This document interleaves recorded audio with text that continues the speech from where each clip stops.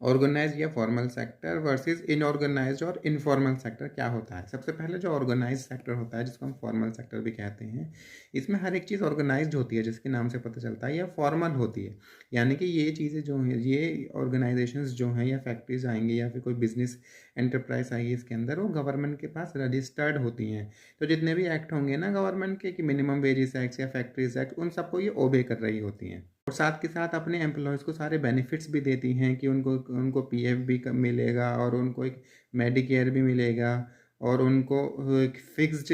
Shift होगी कि 8 घंटे काम करना है, एक फिक्स्ड वेजेस होंगी, एटसेट्रा एटसेट्रा।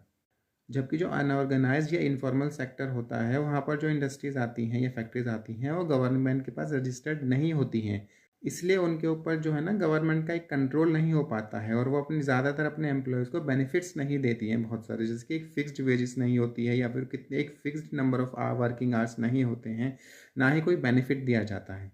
दूसरा कि फॉर्मल या ऑर्गेनाइज्ड सेक्टर में जितनी भी इंडस्ट्रीज़ या फैक्ट्रीज़ होती हैं, उनमें आपने वो बहुत लार्ज स्केल पर होंगी, ठीक है, और उनमें आपको एक नए लेटेस्ट टेक्नोलॉजी देखने को मिल सकती है, और उनमें जो ओनरशिप होगी वो पब्लिक भी हो सकती है या प्राइवेट भी हो सकती है, यानी कि गवर्नमेंट भी ओन कर सकती है या फिर इंडिविजुअल भी ओन कर सकते हैं उन फैक्ट्रीज या फिर एंटरप्राइजेस को। कि जो अनऑर्गेनाइज या इनफॉर्मल सेक्टर में जो इंडस्ट्रीज या एंटरप्राइजेज आती हैं, वो प्राइवेटली ओन्ड होती हैं, ज़्यादातर फैमिलीज उनको ओन करती हैं, और यहाँ पर जो टेक्नोलॉजी होती है वो ज़्यादा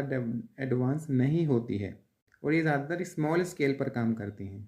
अब इसके एग्जांपल क्या क्या हो सकते हैं, देखो, ऑर्गेनाइज और फॉर्मल सेक्टर के एग्जांपल क्या हो सकते हैं, जैसे कि आप किसी बड़ी एमएनसी में काम करने जाते हो, या फिर जैसे टीसीएस है या विप्रो है, ये सब क्या ऑर्गेनाइज सेक्टर की कंपनीज के एग्जांपल्स हैं। अनऑर्गेनाइज क्या हो गया कि एक छोटा सा किसी ने अपनी दुकान खोली है, उस पर कोई एम्प्लॉय रख रखा है, या फिर जो सेल्फ एम्प्लॉयड लोग होते हैं वो सारे अनऑर्गेनाइज सेक्टर में आते हैं। या फिर जो कॉटेज इंडस्ट्रीज़ होंगे, या फिर एक आदमी ने एक छोटी सी अपने